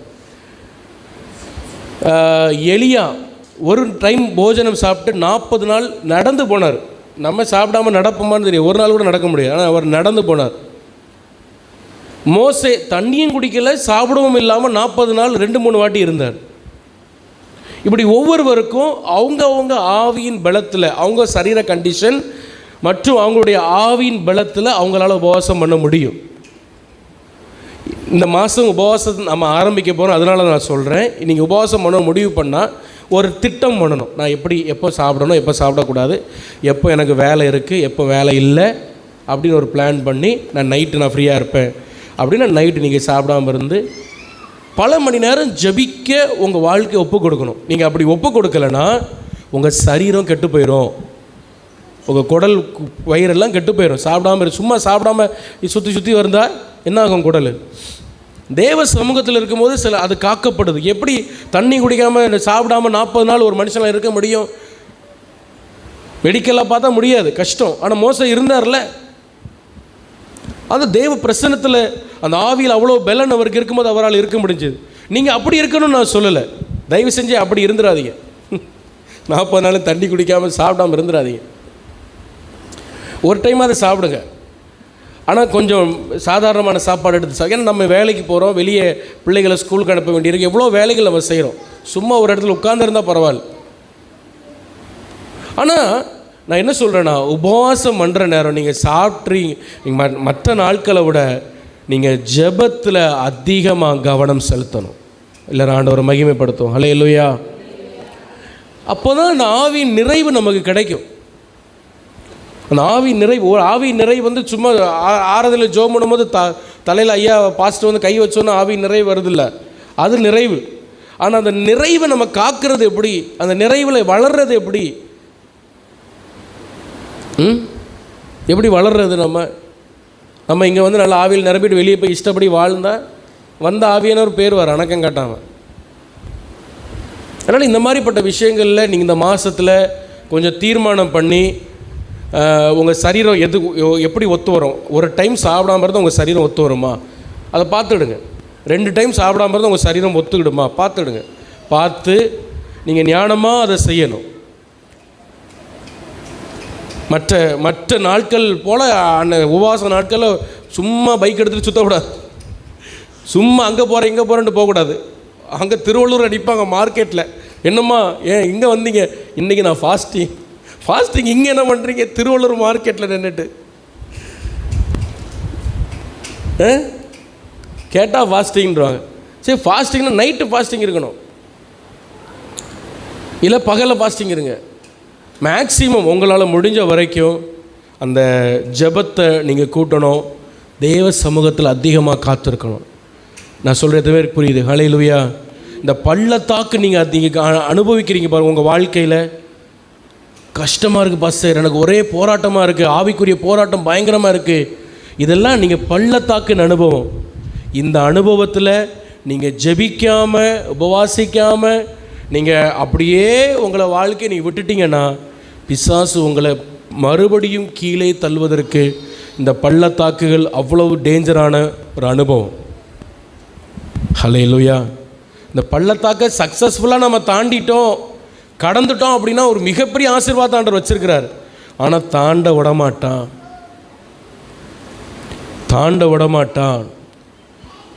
பள்ளத்தாக்கு எப்பொழுதுதான் ஜெயமாக முடியும் அப்படின்னா நீங்கள் தேவ ஆவியால் நிரப்பப்படும் பொழுது. எல்லாரும் ஆண்டவரை மகிமைப்படுத்தும். ஹல்லேலூயா. தேவ ஆவியாகிய தண்ணீரால் நீங்கள் நிரப்பப்பட்ட ஒரு வாழ்க்கை வாழ்கிறீங்களா? யோசிச்சு பாருங்கள், நீங்களே உங்களுக்கு கேட்டு பாருங்கள். Praise the Lord. ஹல்லேலூயா. சங்கீதம் 84. ஸோ முதல்ல நான் சொன்னேன் தேவ ஆவியால் நிரப்பப்பட்ட ஒரு வாழ்க்கை. 2வது சங்கீதம் 84:6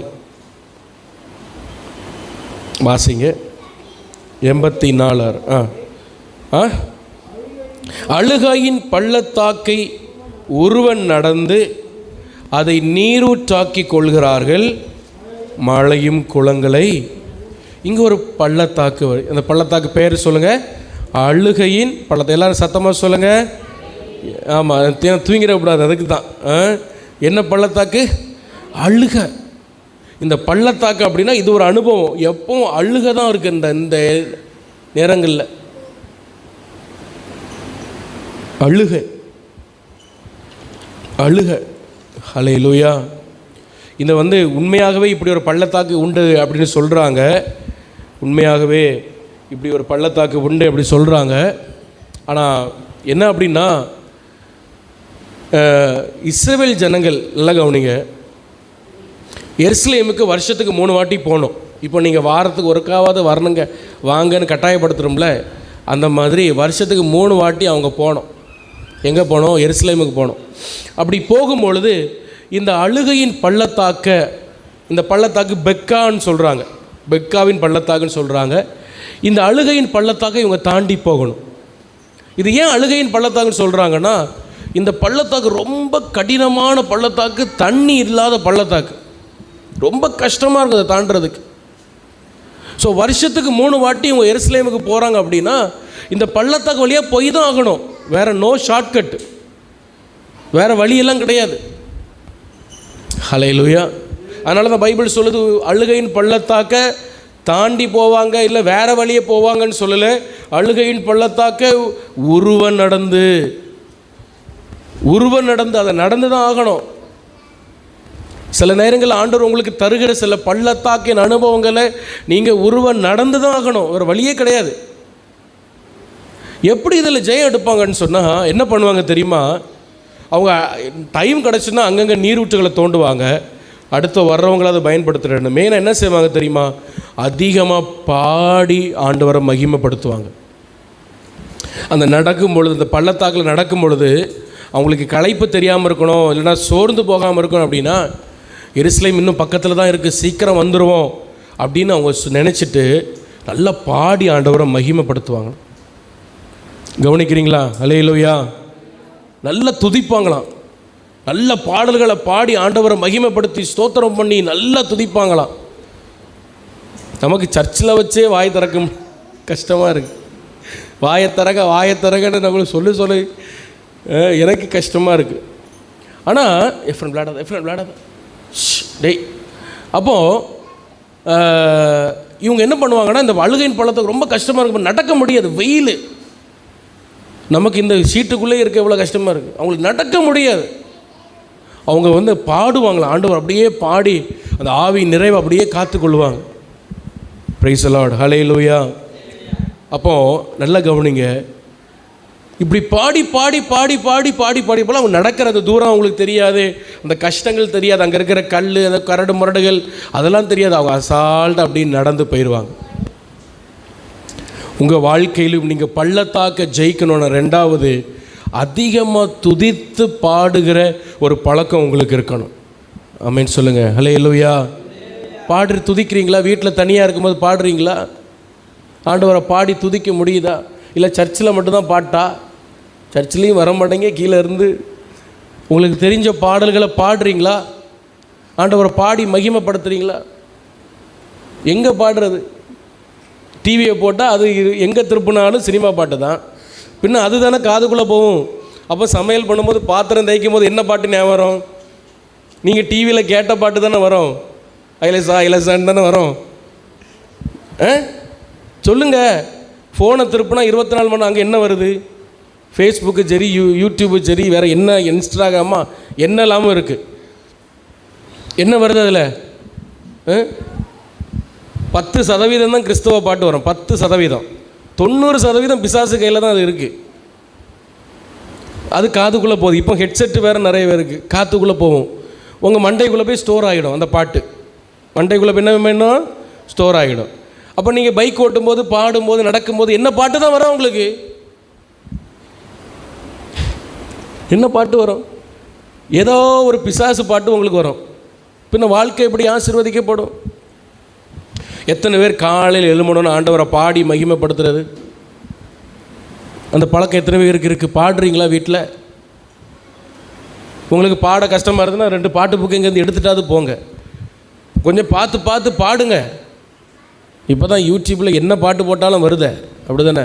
பெர்க்மான்ஸ் பாட்டு என்ன பாட்டு உங்களுக்கு தெரியலை, யூடியூப்பில் அடி அழகாத பாடுது. நீங்கள் ஒன்றும் பாடாண்டா, அதுவே பாடும். பாட்டி படிக்கலாம்ல. பாட்டு பாடுறதே நம்ம கிடையாது. நமக்கு ஏன் சர்ச்சில் வாய் திறக்க முடிய கஷ்டமாக இருக்குன்னா, 6 நாள் வாய் சற்று மூடி இருக்குது. அதனால 7வது நாள் உங்களை நீங்கள் பாடுங்க, சோத்திரம் பண்ண எனக்கு கஷ்டமாக இருக்குது, எனக்கு வயிறெல்லாம் வலிக்குது, குடலெல்லாம் வலிக்குது. ஏன்னா 6 நாள் நீங்கள் பாடி ஆண்டவரை மகிமைப்படுத்தினீங்கன்னா 7வது நாள் இங்கே வரும்பொழுது நான் உங்களை சொல்லவே வேண்டாம், தானாக வாய் திறக்கும். ஆமாவா இல்லையா? ஆமாம், உங்களை நான் சொல்லவே வேண்டாம், உங்களை அறியாமலே பாட்டு வரும். ஏன்னா அந்த அந்த அந்த சரீரமோ அந்த சிந்தையும் அந்த இருதயம் அதுக்கு பழகிட்டு பாருங்கள். இப்போ 6 நாள் செய்யாததை திடீர்னு நான் செய்ய சொல்கிறேன். பாடுங்க, கைத்தட்டுங்க, ஸ்தோத்திரம் பண்ணுங்க. என்ன 6 நாளைக்கு செய்யாதது திடீர்னு எப்படி நம்ம செய்கிறது? பிரைஸ் தி லார்ட், ஹல்லேலூயா. நல்லா கவனிங்க. நீங்கள் கலைநிலையில் வேலை செய்யலாம், இல்லை வேறு எந்த கஷ்டமான வேலையை செய்யலாம், வீட்டு பெருக்கலாம், பாத்திரம் தேய்க்கலாம், நீங்கள் எந்த வேலையும் நீங்கள் செய்யுங்க. நான் சொல்கிறேன், நீங்கள் பாடி பாடி தேவனை மகிமைப்படுத்தி நீங்கள் செஞ்சு பாருங்கள். அந்த வேலை ஈஸியாக முடியுதா இல்லையான்னு பாருங்கள்.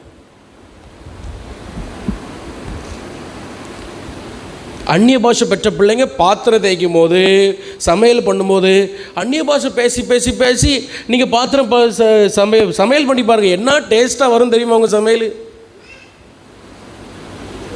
இன்னைக்கு ஏன் நம்ம சமையலில் ருசி இல்லைன்னா அதுதான் விஷயம். ஹல்லேலூயா.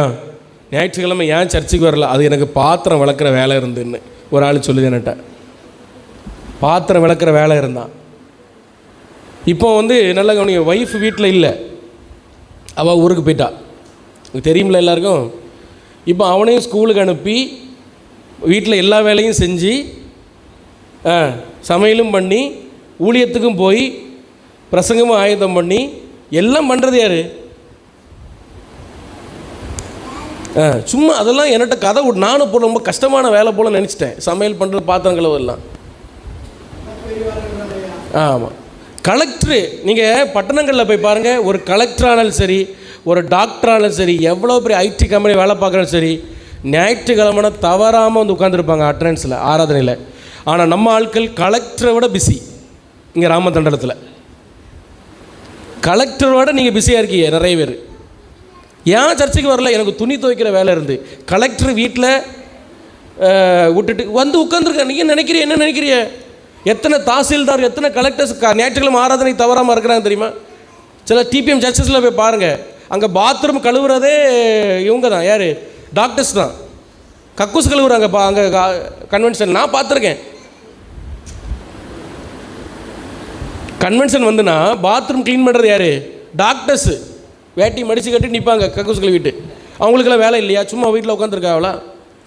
அவங்களுக்கு கிளினிக் இல்லையா? அவங்களுக்கு பேஷண்ட்ஸ் இல்லையா? நம்ம சும்மா அப்படி ஒரு மாய பிசாசு நம்மளை உனக்கு அந்த வேலை இருக்குது, இந்த வேலை இருக்குது. நானும் எல்லா வேலையும் செஞ்சு தானே இங்கே பிரசங்க ஆயுதம் பண்ணியிருக்கேன். கர்த்தர் கிருபை தந்தார், கர்த்தர் பலப்படுத்தினா. நான் என்ன சொல்கிறேன்னா, நம்ம காலையில் எழும்பி தெய்வத்தை தேடி, அவருடைய சமூகத்தை தேடி எப்பொழுதும் ஜெபத்தோடு நிற்கும் பொழுது 1.5 மணி நேரம் எடுக்கிற வேலை 1/2 மணி நேரத்தில் முடியும். கர்த்தர் அந்த பலனை நமக்கு தருவார். அல்லேலூயா. நீங்கள் பைக் ஓட்டும் பொழுது, எப்போ ஓட்டுற பைக் தானே, நல்லா பாடி ஆண்டவரை ஸ்தோத்திரம் பண்ணுங்க. வண்டியில் போகும்போது ஆண்டவரை ஸ்தோத்திரம் பாடுங்க. பாத்திரம் விளக்கும் போது பாடுங்க. வீடு பெருக்கும் போது பாடுங்க. நடக்கும் போது, நிற்கும் போது ஆண்டவரை பாடுங்க. அந்நிய பாஷை 2 பேசுங்க. ஹல்லேலூயா, ஹல்லேலூயா. அழுகையின் பள்ளத்தாக எப்படி தான் ஒருவர் நடந்தாங்களாம்? பாடி பாடி ஜெயம் எடுத்து ஒருவர் நடந்து ஜெயம் எடுத்தார்களாம். ஹல்லேலூயா, ஹல்லேலூயா. இந்த 84ஆம் சங்கீதத்தில் தலைப்பை நீங்கள் பாருங்கள். தலைப்பை பாருங்கள். என்ன இல்லை, தலைப்பு முதல் வசனம் இல்லை, தலைப்பு. கீர்த்தியும் என்னும் வாத்தியத்தில் வாசித்து. இந்த சங்கீதத்தை தாவீது என்ன இன்ஸ்ட்ருமெண்ட்டில் வாசிச்சிருக்கிறாரு சொல்லுங்கள்? கீர்த்திம். இதுக்கு பேர் என்னது? கீபோர்டு. தாவீது வாசித்த இந்த சங்கீதத்தை பாடும் பொழுது அவர் யூஸ் பண்ண இன்ஸ்ட்ருமெண்ட் என்னது? இசைவா கருவி என்னது? கீர்த்திம். இந்த கீர்த்திம் எப்படி வந்தது தெரியுமா? தாவீது இந்த கீர்த்திமை எப்படி எடுத்துக்கிட்டார் தெரியுமா? கற்றுக்கிட்டார் தெரியுமா? சவுல் தாவீது விரட்டினார்ல, அப்போ அவர் ஒரு ஆகீஸ் அப்படின்னு ஒரு ராஜாட்ட ஓடிப்போவார். இதுக்கு உயிருக்கு பயந்து ஓடிப்போவார். அது எங்கன்னா பெலிஸ்திய பட்டணம், காத்துன்னு சொல்கிற ஒரு பெலிஸ்திய பட்டணம். அங்கே ஓடி போய் உயிருக்கு பயந்து கிட்டத்தட்ட 11 மாதம் அங்கே இருப்பார், ஒளிஞ்சு இருப்பார். அப்போது அந்த காத்தில் உள்ளவங்க ஒரு இசை கருவி வாசிக்கிறாங்க புதுசாக, இது வரைக்கும் தாவீது பார்க்காதது. இவர் அதுக்கு மேலே அந்த இசைக்கருவியை பார்த்து இன்ட்ரெஸ்ட் அதை வாங்கி இவர் அந்த 11 மாதம் போட்டு பழகி அதை கற்றுக்கிட்டு அந்த கீர்த்தி வாத்தியத்தில் வாசித்த சங்கீதம் தான் இது 84ஆம் சங்கீதம். ஆராய்ச்சியாளர் சொல்கிறாங்க கீத்தீம் இந்த பாருங்கள் இப்படி தான் இருக்கும். நம்ம பார்க்க கிட்டத்தட்ட கிட்டார் மாதிரி இருக்குது, கிட்டத்தட்ட இப்படி தான் இருக்கும். ஒரு ஸ்ட்ரிங் இன்ஸ்ட்ருமெண்ட் இது. இந்த டிவியில் பார்க்குறீங்களா தான். இது தாவீது எப்போ படித்தார்? உயிருக்கு பயந்து ஓடுற, சும்மா உட்காந்து கிளாஸுக்கு போல ஒரு உயிருக்கு பயந்து பெலிஸ்திய பட்டணத்தில் உட்கார்ந்துருக்கும் போது காத்து பட்டணத்தில் உள்ள இது இன்ஸ்ட்ருமெண்ட், இது பெலிஸ்தியில் யூஸ் பண்ணுற இன்ஸ்ட்ருமெண்ட், இது ஒரு இசைக்கருவி. அதை படிச்சுக்கிட்டாரு. அழுகையின் பள்ளத்தாக்க அவங்க எப்படி மாற்றினாங்களா? நீரூட்டாக மாற்றினாங்க. அதுதான் பரிசுத்தவான்கள். ஹல்லேலூயா. கஷ்டம் வருது, என்னை சவுல் விரட்டுறான், என்னை ஆண்டவர் எதுக்கு அபிஷேகம் பண்ணார், நான் எதுக்கு இப்படி ஒரு மனுஷனாக பிறந்தேன், பேசாமல் சாவலாம், இப்படிலாம் பேசலை அவர். அழுகையின் பள்ளத்தாக்கு வரும் பொழுது அந்த பள்ளத்தாக்கையே அவர்கள் நீரூற்றாக மாற்றினார்கள். எல்லாரும் ஆண்டவரை மகிமைப்படுத்துவோம். ஹல்லேலூயா, ஹல்லேலூயா. இந்த பள்ளத்தாக்கு முடியட்டு, இந்த கஷ்டம் முடியட்டு, அதுக்கப்புறம் நான் ஆண்டவரை பாடுறேன் அப்படி சொல்லலை அவர். அந்த பள்ளத்தாக்கையே அவன் என்ன பண்ணான்? நீரூற்றா மாற்றினான். பிரைஸ் தி லார்ட், ஹல்லேலூயா. அதே போல் தான் தானியேல் சிங்க கபியில் போட்ட உடனே உட்காந்து அழுதுகிட்டு இல்லை, நான் எவ்வளோ உண்மையாக இருந்தேன், நான் இடைவிடாமல் ஆண்டவர் ஆராதித்தேன், ஆண்டவர் பிடிச்சி என்னை சிங்க கபியில் போட்டார்னு அவர் சொல்லிட்டு இல்லை, முறுமுறுத்துக்கிட்டு இல்லை. அந்த சிங்கக்கபியாகி அந்த பள்ளத்தாக்கையே அவன் நீரூற்றா ஒரு ஜெப அறையாக அவன் மாற்றிட்டான். அதுதான் இது ஒரு அபிஷேகம் பண்ணப்பட்ட பிள்ளையால் தான் இது முடியும். எத்தனை பேர் நம்புறீங்க, விசுவாசிக்கிறீங்க? ஹல்லேலூயா, ஹல்லேலூயா. நல்ல கவனிங்க. உங்களுக்கு பள்ளத்தாக்கின் வழியாக நீங்கள் போய் கொண்டிருக்கிறீங்கன்னா முறுமுறுத்துட்டு இருக்காதீங்க ஆண்டவரை. ஆண்டவர்கிட்ட கோவிச்சிக்கிட்டு இருக்காது. எனக்கு மட்டும் ஏன் இந்த கஷ்டம் தந்தீர், எனக்கு மட்டும் இந்த பாதை தந்தீர்.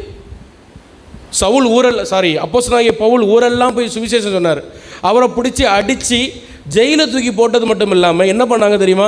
ஜெயிலுக்குள்ளே சங்கிலியால் கட்டிக்கிட்டான். அப்போ எவ்வளோ பயம். ஜெயிலுக்குள்ளே சும்மா தூக்கி போடுவாங்க. இங்கே நமக்கு இப்போலாம் அப்படி தான் கேள்விப்படுறோம். என்ன பண்ணாங்கன்னா சவுலை ஜெயிலுக்குள்ளே போட்டு, அப்போஸ்தலனாகிய பவுலை ஜெயிலுக்குள்ளே போட்டு உள்ள சங்கிலியால் கட்டிட்டான். அப்போ அவர் எபேசு நிருபத்தை எழுதுகிறார். நான் சங்கிலியால் சுவிசேஷ நிமித்தம் நான் கட்டப்பட்டிருக்கிறேன் அப்படின்னு சொல்கிறார். அழுகையின் பள்ளத்தாக்கையே அவங்க நீரூற்றா மாட்டினாங்க. ஹல்லேலூயா.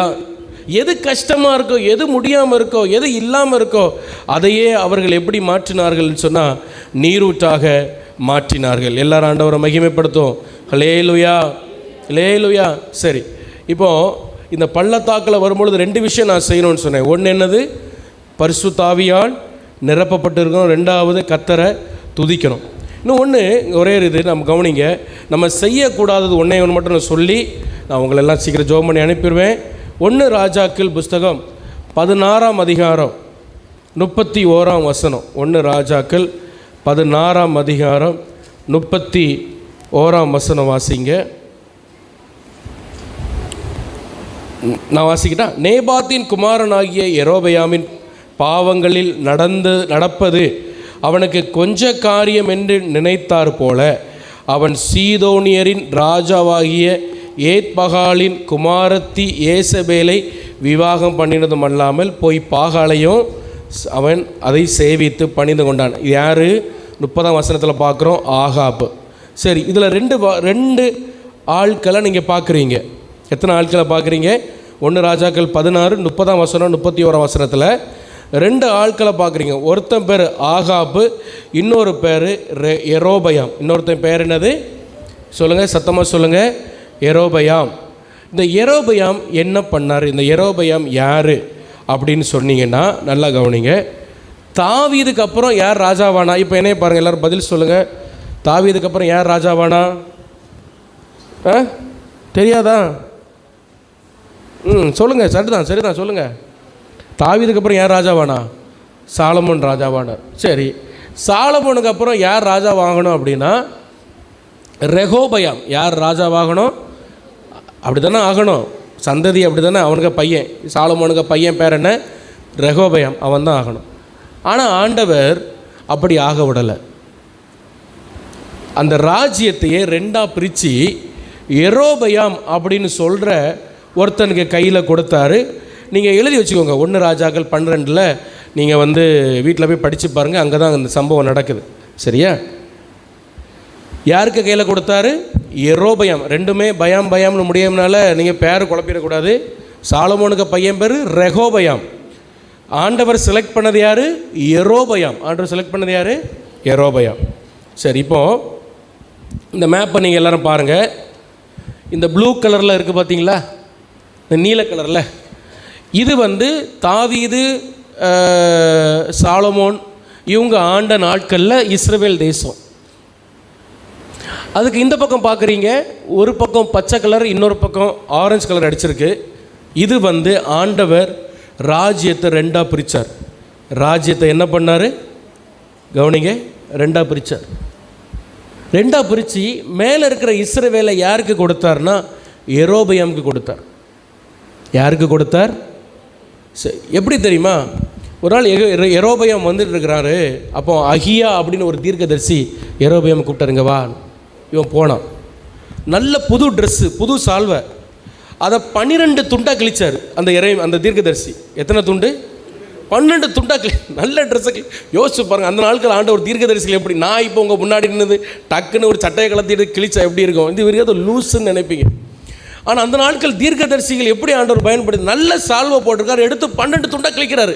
யெரொபெயாம் பார்த்தோன்னே பார்த்துட்டு 10 துண்டை அவன் கையில் கொடுத்து, ஆண்டவர் இஸ்ரவேலினுடைய 10 கோத்திரத்தை உன் கையில் தரார், 2 தான் தாவீதுகிட்ட இருக்கும். இவன் யாருன்னா இவன் ஒரு வேலைக்காரன். இவன் சாலமோனுக்கு ஒரு வேலைக்காரனாக இருந்த ஒரு மனுஷன். இவன் இந்த வேலைக்காரனுக்கு கையில் ஆண்டவர் 10 கோத்திரம் கொடுக்குறாரு. ஆமேன், ஹல்லேலூயா. இது 1 ராஜாக்கள் 11 நீங்கள் வீட்டில் போய் படிக்கலாம், சரியா? அது மட்டும் இல்லாமல் ஆண்டவர் ஒரு வாக்குத்தத்தம் கொடுப்பார். 1 ராஜாக்கள் 11:28 ஆண்டவர் சொல்வார், நான் உனக்கு ஒரு வீட்டை கட்டுவேன், உனக்கு இஸ்ரவேலை உன் கையில் தருவேன். தாவீதுக்கு செஞ்சது போல் உனக்கு என்ன செய்வேன்? 1 ராஜாக்கள் 11:28 வீட்டில், 38 வீட்டில் போய் நீங்கள் படித்து பாருங்கள். அவன் வந்து சொல்வார், இல்லை வேண்டாம், நேரம் இல்லை. ஆண்டவர் சொல்வார், உனக்கு வீட்டை கட்டுவேன், உனக்கு வந்து ஒரு ராஜ்யத்தை இஸ்ரவேலை உனக்கு கையில் தருவேன். இப்போ நல்லா கவனிங்க, இப்போ ஆண்டவரே சொல்லியாச்சு. இப்போ பயப்படணுமா? நீங்கள் சொல்லுங்களேன். இப்போ ஆண்டவர் வந்து, நீங்கள் தான் யெரொபெயாம் வைங்க, ஆண்டவர் உங்கள் கையில் ஒரு 10 கோத்திரத்தை தந்து உங்களை ராஜாவாகுவேன்னு சொல்கிறாரு. சொன்ன மாதிரி ராஜாவாக ஆக்கிட்டார். உண்மை. நீங்கள் 1 ராஜாக்கள் 12 படித்து பாருங்கள். 2 கோத்திரம் தான் சாலமோனுக்கு தம்ம பையன் கையில் போவோம். இந்த கீழே யூதான்னு போட்டிருக்கல, அந்த ஆரஞ்சு கலர், அது மிச்சம் மேலே இருக்கிற 10 யெரொபெயாம் கையில் தான் இருக்கும். சொன்ன மாதிரி ஆண்டவர் செஞ்சிட்டாரு. இப்போ அவன் பயப்படணுமா அப்படின்னா அவன் பயந்தான். அவன் பயந்து என்ன பண்ணான்னு தெரியுமா? 1 ராஜாக்கள் ஸ்தோத்திரம் 12 நீங்கள் 25 நீங்கள் பாருங்கள். யெரொபெயாம் எப்ராயிம் மலை தேசத்திலே சீகேமை கட்டி அதிலே வாசம் பண்ணி அங்கிருந்து போய் பெனுவேலை கட்டினான். அல்லேலூயா சொல்லுங்கள், அல்லேலூயா. யாருக்கா தூக்கம் வருதா? வசனம் கவனிங்க. இப்போ வந்து இந்த பள்ளத்தாக்கில் நடக்கும்போது நம்ம செய்யக்கூடாததை பற்றி நான் பேசிகிட்டு இருக்கிறேன், சரியா? இப்போ யெரொபெயாம் என்ன பண்ணுறேன், நான் இதோட முடிச்சிடறேன். இன்னும் இருக்குது, ஆனால் வந்து டைம் இல்லைன்னு நினைக்கிறேன், நான் முடிச்சிடறேன். யெரொபெயாம் என்ன பண்ணுறாரு? எப்ராயிம் மலை தேசத்தில் போய் சீகேமை கட்டுறாரு. சீகேம் கட்டுறாருன்னா நீங்கள் என்ன சும்மா நினைக்கக்கூடாது. ஒரு பட்டணத்தை கட்டுறது அப்படின்னா என்ன பண்ணுவாங்கன்னா, அந்த பட்டணத்தை சுற்றிலும் மதில் சுவர் எழுப்பி அங்கே நிறைய ஆயுதங்களை வச்சு, அங்கே பெரிய பெரிய தலைவர்களை வச்சு நிறைய பண்டக சாலைகளை உருவாக்கி, எதிரி நாட்டில் வந்து யுத்தம் பண்ண வந்தால் நம்ம காத்துக்கிடணும் அப்படின்னு சொல்லி அப்படி பண்ணுவாங்க. அதுதான் இந்த மேலே பிக்சரில் பார்க்குறீங்க. இந்த மாதிரி ஒரு பட்டணத்தை கட்டிக்குவாங்க. ஆனால் இதை யெரொபெயாம் செய்யணுமா? பொதுவாக ராஜாக்கள் இதை செய்வாங்க. ஆனால் யெரொபெயாம் இதை செய்யணுமான்னு கேட்டால் செய்ய வேண்டிய அவசியமே இல்லை. செய்ய வேண்டிய அவசியமே இல்லை. நீங்கள் இன்னும் திரும்ப நான் வீட்டில் போய் படிக்க தான் சொல்கிறேன், கண்டிப்பாக படிங்க, நேரம் இல்லை. 1 ராஜாக்கள் 12:24 நீங்கள் பார்த்தீங்கன்னா, கீழே இருக்கிற அந்த யூதா ராஜ்யம் இஸ்ரவேலுக்கு விரோதமாக யுத்தம் பண்ண வரும்பொழுது ஆண்டவரே குறுக்க வந்து யுத்தம் பண்ண போகாதீங்க நான் தீர்க்கதரிசி வச்சு பேசுவார். ஆண்டவரே யுத்தத்தை தடுப்பார். ஆனால் இந்த யெரொபெயாம் பயப்படுவான். இந்த யெரொபெயாம் என்ன பண்ணுவான்? நல்லா கவனிங்க. நீங்கள் பள்ளத்தாக்கின் அனுபவத்தில் நீங்கள் நடந்து கொண்டிருக்கும் பொழுது பிசாசு உங்களை விழத்தள்வதற்கு அவன் எடுக்கிற மிகப்பெரிய ஆயுதம் என்னென்னா பயம். பயம். வாக்குத்தத்தம் இருக்குது யெரொபெயாமுக்கு. ஆண்டவரே குறுக்க வந்து யுத்தத்தை தடுத்துட்டாரு, எவிடன்ஸ் இருக்குது, கண்ணால் அவன் பார்க்குறான். ஆண்டவர் சொன்ன மாதிரி ராஜாவும் ஆக்கிட்டார், வாக்குத்தத்தை நிறைவேறிட்டு. ஆனாலும் இவன் பயப்படுறான், சீகேமை கட்டுறான், திரும்ப அங்கேருந்து ஓடி போய் பெனுவேல் அப்படிங்கிற இடத்துக்குள்ள போய் ஒளிஞ்சிக்கிறான். அப்படி அவன் போக வேண்டிய அவசியமே இல்லை, ஆண்டவர் அவன் கூட இருந்து அவனை காக்கிறார். ஹல்லேலூயா, ஹல்லேலூயா. இன்றைக்கி நம்ம அழகான ஒரு பாட்டு பாடணும், ஒரு புது பாட்டு. என்ன பாட்டு? அம்மா நீரே அப்பாவும் நீரே, நீரே என் தகப்பன்னு பாடணும். சரியா? இந்த யெரொபெயாம் நான் தான் யோசிச்சுட்டு இருந்தேன், இந்த யெரொபெயாமுக்கு அப்பா கிடையாது. நீங்கள் வாசிக்கலாம், 1 ராஜாக்கள் 11:36 26 கடைசி வரி பாருங்கள். அவனுடைய தாய் செருகாள் என்னும் பேருள்ள ஒரு விதவை. அப்போ இந்த யெரொபெயாம் யார் கிடையாது? அப்பா கிடையாது. அப்பா இல்லாத ஒரு அநாதை மாதிரி இருக்கிற இந்த யெரொபெயாமை ஆண்டவர் செலக்ட் பண்ணி கர்த்தரே இவனுக்கு தகப்பனாக இருக்கிறார். ஆண்டவரே இவனுக்கு எப்படி இருக்கிறாரு? தகப்பனாக இருக்கிறார். ஹல்லேலூயா. ஒரு தகப்பனுடைய இருதயம் எப்படி இருக்கும் சொல்லுங்கள்? நீங்கள் சொல்லுங்கள், தகப்பன்மார் சொல்லுங்கள். ஒரு தகப்பனுடைய இருதயம் எப்படி இருக்கும்? என்ன உதாரணமாக நான் சொல்லணும் அப்படின்னா, இன்னும் பிள்ளை பிறக்கலை, இன்னும் என்ன பிறக்கலை? பிள்ளை பிறக்கலை, இன்னும் 1 மாதம் இருக்குது. ஆனால் சில நேரங்களில் எனக்கு நான் ஒரு மனுஷன், சாதாரண மனுஷன், ஆனால் எனக்கே என்ன பண்ண போகிறோம்? பொம்பளை பிள்ளையாக இருந்தால் நம்ம என்ன செய்யலாம்? இப்படி ஒரு எண்ணம் வருது. எப்போ? இன்னும் பறக்கவே இல்லை, பூமிக்கே வரல. நான் சொல்கிறது புரியுதா? என்னை பற்றி பேசுகிறேன். இன்னும் பூமிக்கே வரல, இன்னும் அவள் பிள்ளையை பெற்றெடுக்கலை. ஆனால் எனக்கு என்ன வருது? பொம்பளை பிள்ளையாக இருந்தால் 25 வயசில் கட்டி கொடுக்கணுமே, இந்த எண்ணம் வருது. எப்போ? இன்னும் பறக்கலை.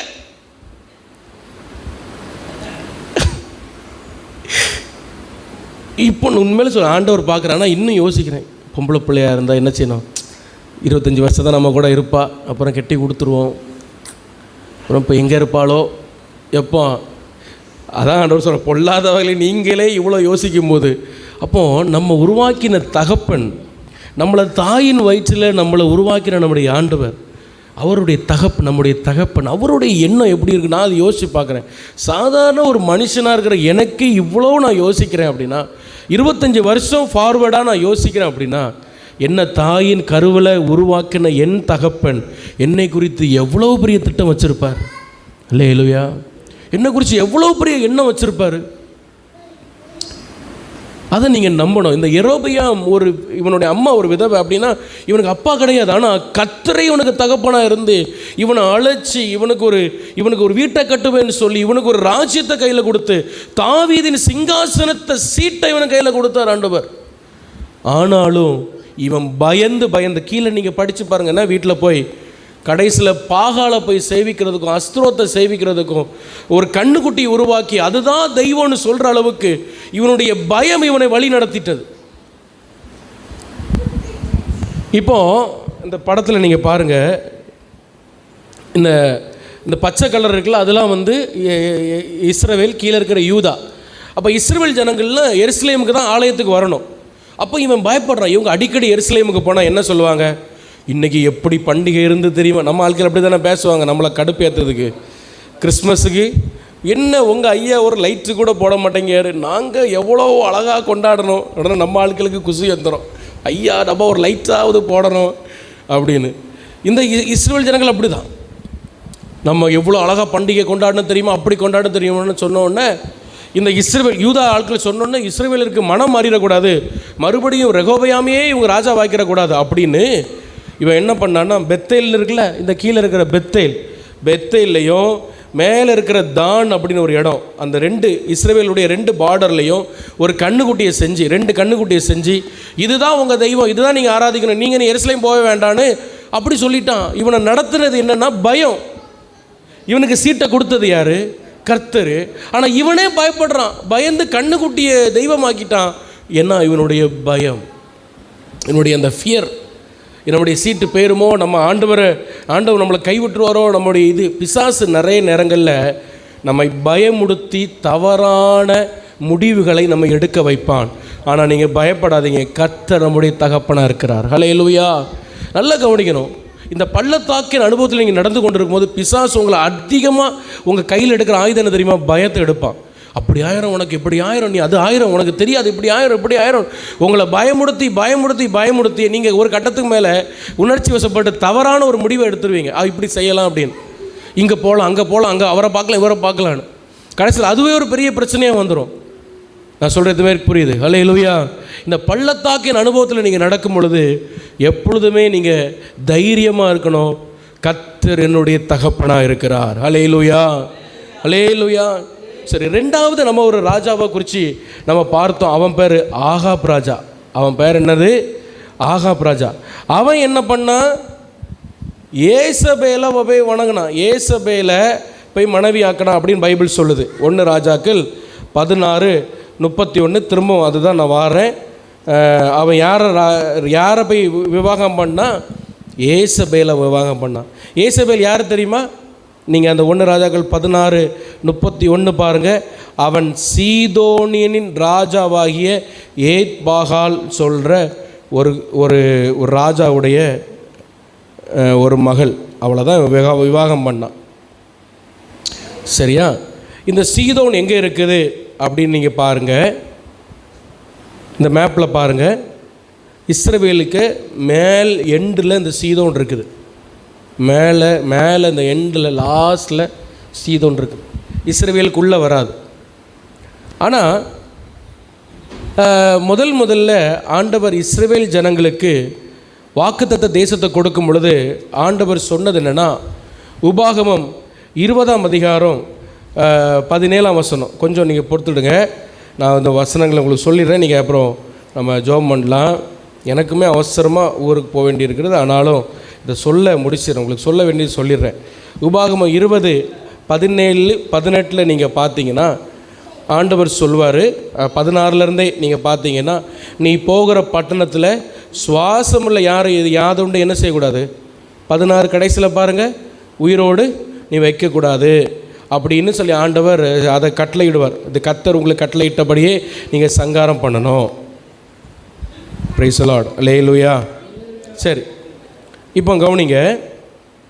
இப்போ நீங்கள் பார்த்தீங்களா இந்த இஸ்ரவேல் பட்டணம், இந்த இஸ்ரவேல் தேசம், இது முதல்ல யாருக்கு கையில் இருந்து? கானானியர்கள் கையில் இருந்து. யாருக்கு கையில் இருந்து? ஏவியர், எபூசியர், கிர்காசர், நிறைய ஜாதிகள் இதில் இருந்தாங்க. இந்த பட்டணத்தை இவங்க யுத்தம் பண்ணி பிடிக்கணும். அப்போ ஆண்டவர் சொன்னார், நல்ல கவனிங்க, கடைசி பாயிண்ட் முக்கியமான பாயிண்ட், யாரும் தூங்காதீங்க, கவனிங்க, தயவு செஞ்சு கவனிங்க. இன்னொரு 10 நிமிஷத்தில் முடிச்சிடும். ஆண்டவர் சொன்னார், இந்த பட்டணத்தில் போகும்போது மற்ற பட்டணத்துக்கு போகும்போது யுத்தம் பண்ணுற மாதிரிலாம் இங்கே நீ பண்ணக்கூடாது. இங்கே நீ ஈவிரக்கமே பார்க்கக்கூடாது, எதையும் உயிரோடு வைக்கக்கூடாது, எல்லாத்தையும் நீ கொல்லணும்.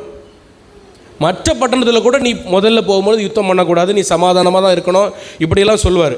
ஆனால் நான் உனக்கு கொடுக்குற இந்த வாக்குத்தத்த தேசத்தில் நீ கால் வச்சா நீ ஈவிரக்கம் பார்த்துட்டு இருக்கக்கூடாது, சுவாசம் உள்ள ஒன்றே நீ உயிரோடு வைக்கக்கூடாது, எல்லாத்தையும் நீ கொல்லணும், கொஞ்சம் அந்த பட்டணத்தை நீ சுதந்திரிக்கணும், அதுதான் உனக்கு நான் கொடுக்குற தேசம், இப்படி ஆண்டவர் வாக்கு பண்ணுவார். ஆனால் இந்த பயல்க என்ன பண்ணுவானுங்க தெரியுமா? அப்படி கீழ்ப்படிய மாட்டானுங்க.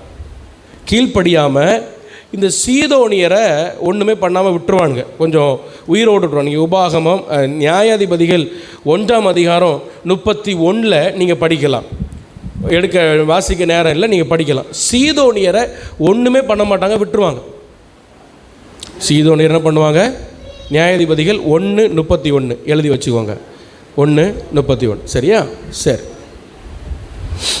ஆனால் இவங்க என்ன நினச்சாங்க தெரியுமா? கவனிங்க. இந்த சீதோனியர்களை நம்ம ஒன்றுமே பண்ணலை.